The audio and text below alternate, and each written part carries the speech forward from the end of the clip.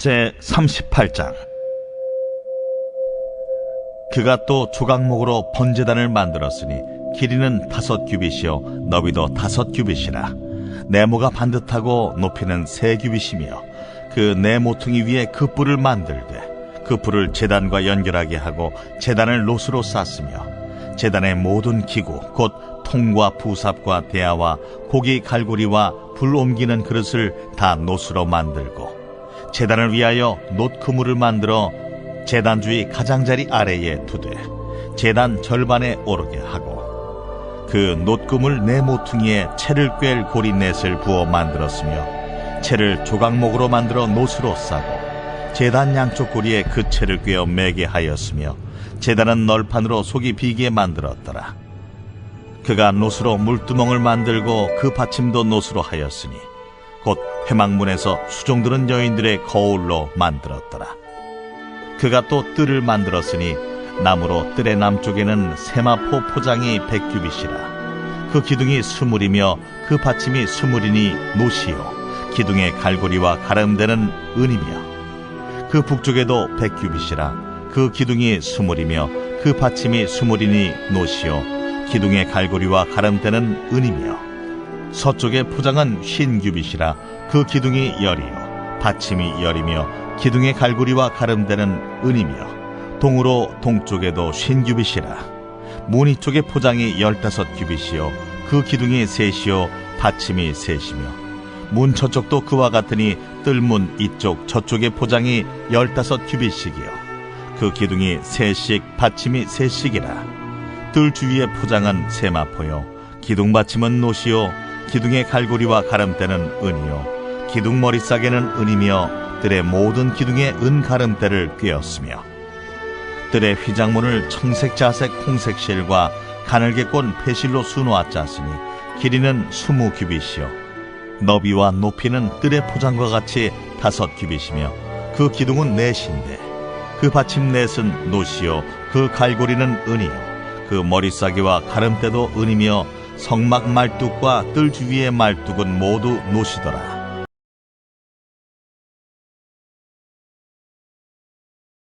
제38장.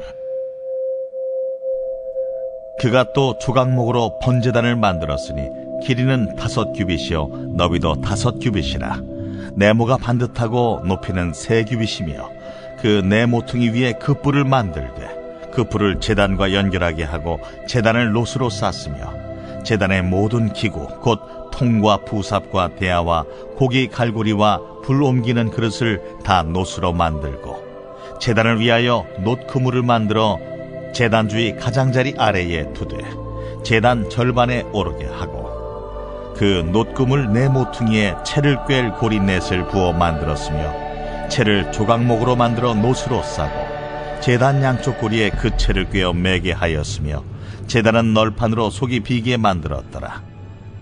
그가 놋으로 물두멍을 만들고 그 받침도 놋으로 하였으니 곧 회막문에서 수종드는 여인들의 거울로 만들었더라. 그가 또 뜰을 만들었으니 나무로 뜰의 남쪽에는 세마포 포장이 100규빗이라. 그 기둥이 스물이며 그 받침이 스물이니 놋이요 기둥의 갈고리와 가름대는 은이며 그 북쪽에도 100규빗이라. 그 기둥이 스물이며 그 받침이 스물이니 놋이요 기둥의 갈고리와 가름대는 은이며 서쪽의 포장은 50규빗이라. 그 기둥이 열이요 받침이 열이며 기둥의 갈고리와 가름대는 은이며 동으로 동쪽에도 50규빗이라.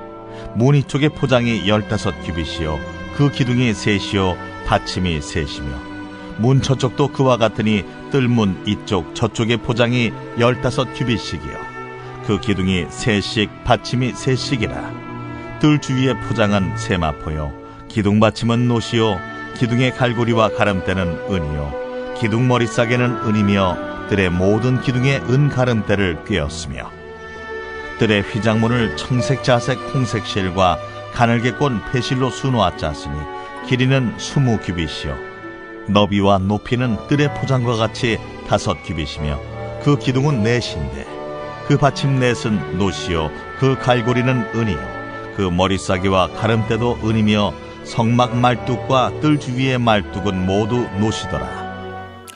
2021년 7월 12일 월요일 큐티 말씀을 이렇게 영상으로 나누게 되었습니다. 다시 한번 비대면으로 전환되면서 우리가 말씀을 이렇게 영상으로 대체하게 되었습니다. 그러나 대체라는 단어가 무색할 만큼 우리가 어디에 있든지 그리고 어떤 방법으로 말씀을 나누든지 동일한 하나님의 은혜가 임하기를 간절히 소망합니다. 특별히 정부가 4단계를 실시를 하면서 우리 교회는 담임 목사님께서 말씀하셨듯이 어제 즉 11일 주일부터 비대면으로 전환해서 선제적으로 방역에 동참합니다. 특별히 교회 학교와 또한 청년들 그리고 각자의 자리에서 열심히 신앙생활을 이어가고 있는 우리 성도님들 모든 분들에게 언제나 어디서나 어디에 있든 어떤 환경이든 주님의 도우심과 또한 주님의 위로하심이 함께하기를 간절히 소망합니다. 오늘 말씀은 사소해 보이는 일도 하나님 방법대로라는 그 큐티의 제목처럼 우리가 어떠한 일을 하든지 하나님께 간구로 아뢰며 한 발자국씩 나아가길 간절히 소망합니다. 현 시국에서도 이와 같은 오늘의 제목처럼 우리가 어디로 나아가야 할지 모르는 상황에서도 하나님의 방법을 간구하며 나아가고 또한 그 주님께서 일러주신 대로 그 어려움 속에서도 타파해 나가며 앞으로 전진하는 우리 화평교회 교우분들이 되시기를 간절히 소망합니다. 먼저 첫 번째 본문 해설을 함께 보도록 하겠습니다. 번제단과 물두멍은 하나님 임재 초소인 성막 건물의 바깥들에 위치합니다. 번제단 제작은 27장 1절에서 8절과 거의 상응합니다. 번제단은 뜰에 있는 가장 중요한 물품이자 하나님과 백성 사이의 접촉점으로 희생 제사를 드리는 곳입니다. 죄인이 하나님 앞에 설 수 있는 방법은 제사를 통해 속죄하는 것뿐입니다. 또한 노스로 된 물두멍 제작은 30장 17에서 21절 중에서 제작에 대한 상세 내용을 담은 18절과 상응합니다. 물두멍은 더러움을 씻고 정결하게 되어야 함을 상징하는 것으로 제사장들은 사역을 감당하기 위해 손발을 씻어야 죽지 않습니다. 본문에는 이러한 물두멍의 기능 및 신학적 의미를 담은 30장 19절에서 21절을 통째로 생략하고 제작에 관한 내용만은 충실히 반영하고 있습니다. 오늘 본문 말씀 출애굽기 38장에서는 이제 성막이 거의 다 지어져 가면서 성막 안에 또 기구들을 배치하기 시작을 합니다. 특별히 오늘 말씀을 잘 살펴보면은 하나님의 은혜를 곳곳에서 우리가 느낄 수 있습니다. 사실 오늘 본문 해설 첫 번째 본문 해설에서도 일러주고 있지만 오늘 38장에서 무엇을 만든다고 나와 있습니까? 바로 번제물을 바치는 바로 번제단을 만드는 것을 이야기하고 있습니다. 그런데 특별히 오늘 본문 해설은 오늘 38장에 나왔던 이야기가 이미 앞에서 나왔다고 얘기합니다. 특별히 그것이 바로 27장이라고 말하고 있습니다. 맞습니다. 출애굽기 27장에서는 이미 번제물을 바치는 번제단, 이 번제단을 만드는 방법에 대해서 서술하고 설명하고 우리에게 일러주고 있습니다. 그런데 그 내용이 반복해서 오늘 말씀인 출애굽기 38장 1절부터 번제물이 어떻게 드려져야 되는지 그리고 번제단은 어떻게 만들어져야 되는지를 일러주고 있는 것입니다.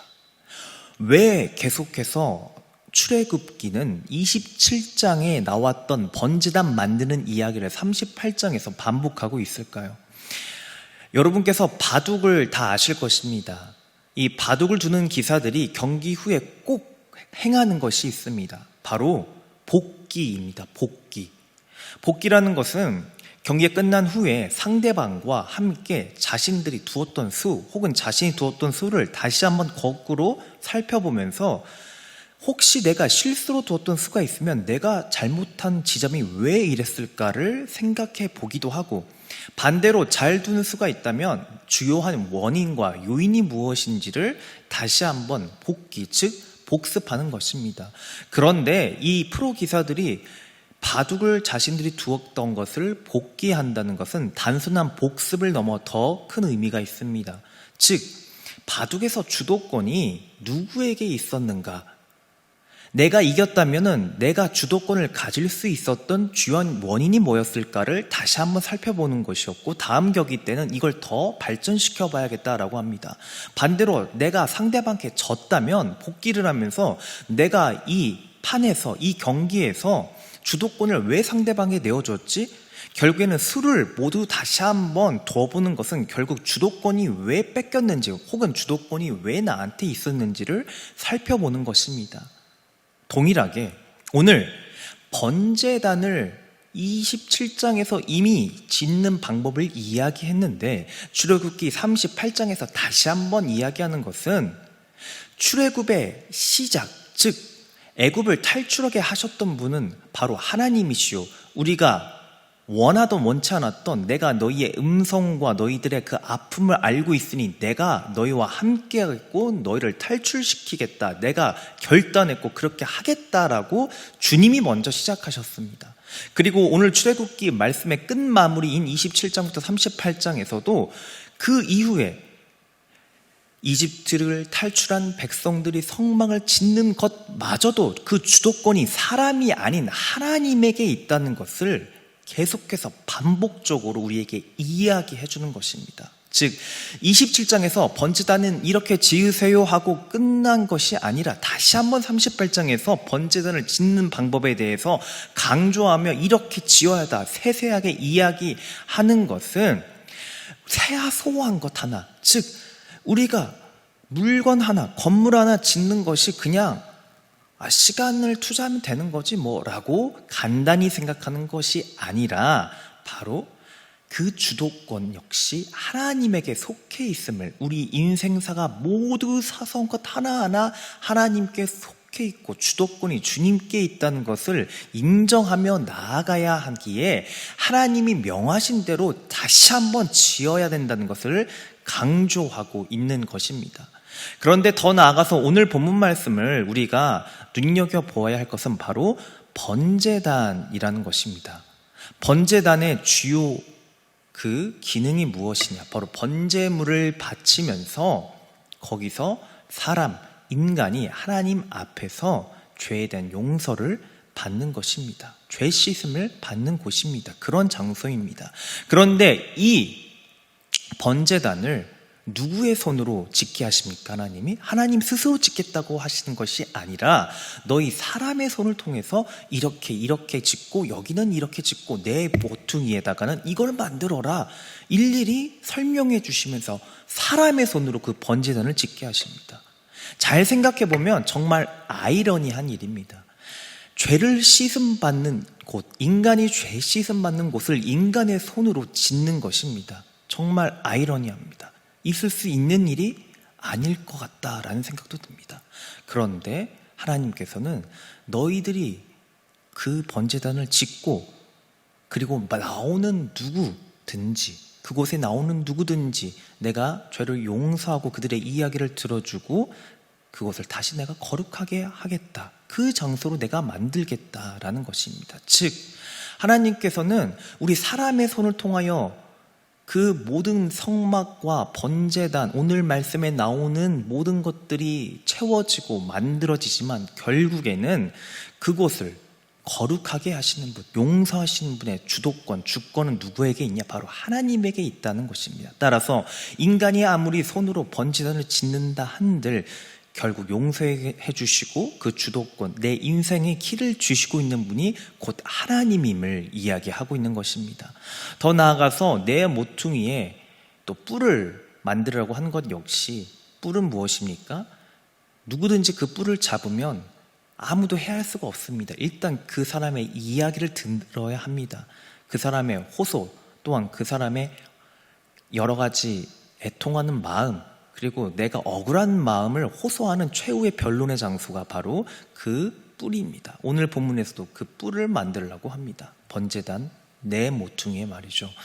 따라서 하나님께서는 오늘 또 본문에서 나오는 이 물두멍, 즉 손을 씻으면서 죄를 씻는 그 정결함을 의미하는 그 물을 놓는 그 기구 포함하여 모든 것들이 다 주님께서 용서의 포커스를 맞추고 있습니다.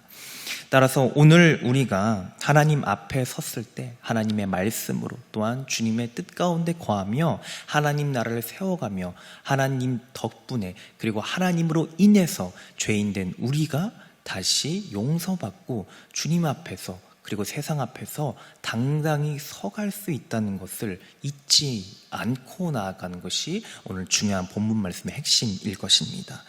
두 번째 본문 해설을 보겠습니다. 뜰은 성망의 3중 구조인 지성소, 성소, 뜰 중에서 일반 백성이 유일하게 접근할 수 있는 곳이며 하나님의 거룩하심과 동행하심을 경험할 수 있는 곳입니다. 뜰 제작은 27장 9절에서 19절과 상응합니다.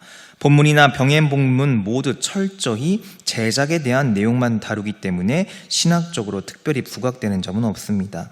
양 본문의 상응성은 38장이 27장 병행본문의 신학을 그대로 이어받았고 있음을 보여줍니다. 거룩함의 차등 형상을 고려할 때 지성소, 성소, 뜰 중에서 뜰은 거룩성이 가장 낮지만 뜰 역시 성망의 일부입니다. 그러므로 뜰은 결코 임의로 제작할 수 없습니다. 철저히 하나님이 지시한 대로 제작해야 합니다. 오늘 우리가 본문 해설 두 번째를 읽으면서 오해하지 말아야 할 것이 있습니다. 본문 해설 마지막은 이렇게 이야기합니다. 거룩함의 차등 형상을 고려할 때 지성소, 성소, 뜰 중에서 뜰은 거룩성이 가장 낮다. 이것은 마치 뜰이 아무 쓰잘데기 없는 공간으로 정말 짜투리 남은 공간 써서 옛다 만들어라 이 정도로 생각을 하게 하는데 오해하시면 안 됩니다. 그렇게 뜰을 생각하면 안 됩니다. 오늘 본문에서 거룩성의 차등성이라고 이야기한 것은 아마도 하나님이 임재하는 곳, 그리고 이스라엘 백성들이 생각할 때에 가장 깊숙이 있는 곳이 어디입니까? 바로 지성소이고 그 지성소에는 하나님을 대면하는, 아무나 대면하지 못하죠. 모세만이 하나님을 대면했습니다. 그것처럼 이스라엘 백성들이 생각할 때 지성소는 1년에 한 번 제사장이 들어가는 곳이기에 하나님이 거룩하게 임재하는 곳, 그래서 더 매우 중요하고 더욱더 소중하게 생각할 수밖에 없는 것입니다. 반대로 이제 지성소가 먼저 지어지고 성막이 지어지는 순서가 안쪽에서부터 점차 바깥으로 이제 확장이 되는데 그 확장이 될 때 아무래도 뜰이 가장 바깥에 있다 보니까 하나님의 임재하는 곳이라고 이스라엘 백성들이 생각한 지성소보다는 어느 정도 거리감이 있으니까 차등이라고 표현을 아마도 했구나, 이 정도로 우리가 생각을 할 수 있습니다. 그런데 더 중요한 거는 본문 해설이 뭐라고 하고 있습니까? 뜰조차도 임의적으로 제작하는 것이 아니라 하나님이 일러주신 대로 제작하라고 했습니다. 오늘 우리가 뜰이라는 곳을 생각을 할 때에 지성소에서 이제 점점 나와서 지성소는 아무나 들어갈 수 있는 곳이 아니었는데 뜰은 이제 누구에게나 열려있는 곳, 이스라엘 백성들이 하나님께 아무나 다 누구든지 나와 있을 수 있는 곳이 바로 뜰이라는 것을 생각할 때 반대로 바꿔서 이야기하면 누구든지 나올 수 있는 곳이 뜰이라면은 그 뜰에서는 수많은 사람, 누구든지 하나님의 은혜가 베풀어지는 곳인 것이 맞습니다. 따라서 뜰은 그저 자투리 공간으로서 버려지는 공간이 아니라 이스라엘 백성들 그 누구나 나와 올 수 있는, 하나님께 나와 올 수 있는 곳이라는 것을 생각할 때에 하나님께서 이스라엘 백성들에게 은혜를 많은 이들이 또 받는 곳이라고 우리가 생각할 수도 있는 것입니다. 따라서 오늘 본문 말씀을 전체적으로 봤을 때 성막의 안쪽에서부터 바깥쪽으로 지어져 가면서 더 많은 이스라엘 백성들에게 하나님의 공간이 열리기 시작합니다. 그리고 하나님의 은혜가 많은 이들에게 전파되기 시작합니다. 그리고 더 중요한 거는 그 번제단을 지을 때에 번제단 역시 그 누구에게나 열려져 있으면서 자신의 죄사함을 받는 곳, 인간의 손으로 비록 자신의 죄사함을 받는 곳을 만드나 아이러니 같지만 결국 그 주도권, 용서와 주도권, 은혜의 주도권은 하나님에게 있다는 걸 생각할 때 오늘 큐티 전체 제목의 말씀처럼 사소한 것 하나하나 인생의 어려움과 기쁨 모두 주님의 뜻을 구하며 나아가는 우리 화평교회 교우 여러분들이 되시길 간절히 소망합니다. 함께 묵상 에세이를 보겠습니다. 지금 걷는 이 길이 소명입니다. 종종 큰일을 하고 싶다는 청년들을 만난다. 세상의 빈곤을 해결하고 싶다는 청년도 만나고 무엇을 해서 의미 있는 업적을 만들고 싶다는 청년도 만난다. 노인을 지원하는 큰 비영리 기관에서 일하는 한 청년이 인턴이지만 열심히 하는 덕분에 인정도 받고 있으나 정규직이 될 수 있을지는 미지수라서 취업 준비를 하고 있다고 했다. 나는 노인을 섬기는 활동을 사랑하고 그 영역에서 계속 일하고자 한다면 작은 기관도 많으니 거기에 지원해보면 좋지 않겠느냐고 조언했다. 하지만 그 친구는 솔직히 작은 기관에서 일하는 것은 별로 내키지 않는다고 말했다. 나 역시 대학에 다닐 때 남들이 인정해주는 일, 좋아 보이는 일을 하고 싶었다. 대학원 시절 연구소에서 일할 때 하찮아 보이는 업무는 대충대충 마무리하려고 했던 것 같다. 그때 신앙의 선배이자 학문의 길을 함께 걷던 동료가 하찮아 보이는 일을 하찮게 하지 말라고, 그 작은 일에도 하나님이 주시는 은혜가 있고 이를 하나님이 귀하게 사용하실 것이라고 말해주었다. 그 사건을 계기로 나는 작은 일조차 하나님이 나에게 허락하시지 않으면 할 수 없을 뿐 아니라 그 작은 일을 성실히 수행하는 과정에서 하나님이 주시는 지혜를 통해 더 성장할 수 있음을 알게 되었다. 주어진 일에 의미를 발견하고 성실하게 수행하는 것, 그것이 내게 주신 소명을 감당하는 일이다. 오늘 묵상 에세이의 제목처럼 지금 걷는 이 길이 소명입니다. 즉 작은 일, 하찮은 일, 귀중한 일, 또 별로 귀중하지 않는 일. 우리가 또 묵상 에세이를 보면서 삶의 우선순위가 있는데, 또 스케줄의 우선순위가 있는데 그걸 다 똑같이 보면 어떡하나 라고 생각할 수 있지만, 다 알다시피 오늘 묵상 에세이의 중점 내용은 우선순위의 중요성을 논하는 것이 아니라 어떤 일을 하든, 그리고 누구를 만나든, 사람을 대하든, 그리고 일을 대하든 그 모든 것을 주님 대하듯 하라라는 것이 중점 내용입니다. 우리가 어떤 일을 하든지 내가 주님 대하듯, 주님의 일을 대하듯 하고, 내가 어떤 사람을 만나든지 주님 대하듯 할 때에 그 모든 것의 중심이 바로 세워지고 결국에는 우리가 하는 모든 일들이 주님 뜻 가운데서 이루어질 것입니다. 오늘 본문 말씀과 묵상 에세이처럼 우리의 삶을 주님께 간구하며 주님의 뜻을 구하며 내 마음과 주님의 마음을 함께 조율해가며 주님의 뜻에 내 마음을 맞춰 나가는 우리 화평교회 여러분들이 되시길, 그리고 월요일이 되시길 소망합니다. 오늘의 기도를 함께 드리시겠습니다. 친히 속죄물이 되셔서 저의 모든 죄를 도말하신 주님, 늘 성령 안에 거하며 죄에 민감하게 반응하고 또 생각나는 죄를 곧바로 회개해 세상과 구별된 자로 살아가게 하소서. 사소한 일이라도 주님의 일이라면 가볍게 여기지 않고 주님이 뜻하신 방법대로만 행하게 하소서. 예수님의 이름으로 기도드립니다. 아멘.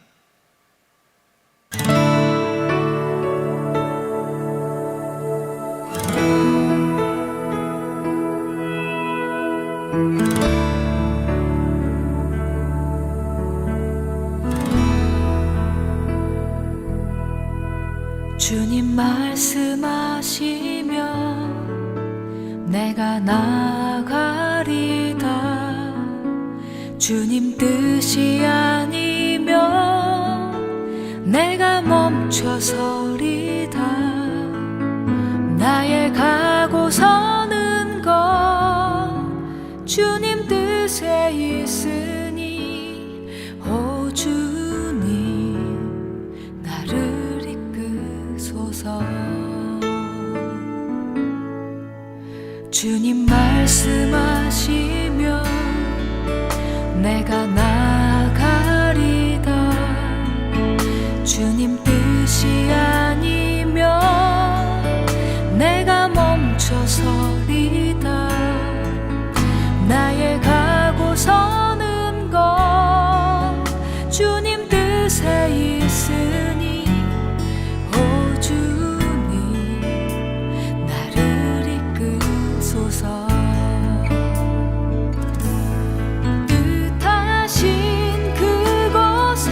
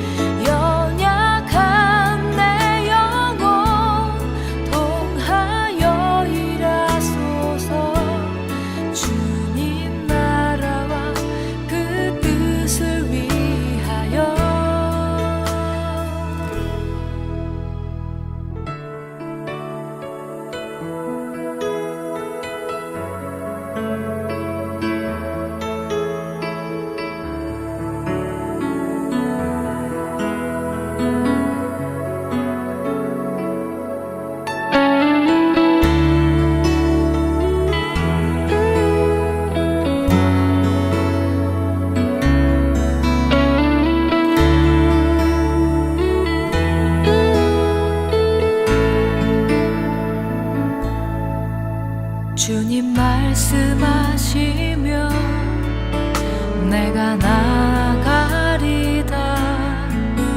주님 뜻이 아니면 내가 멈춰서리다. 나의 가고 서는 것 주님 뜻에 있으니 오 주님 나를 이끄소서.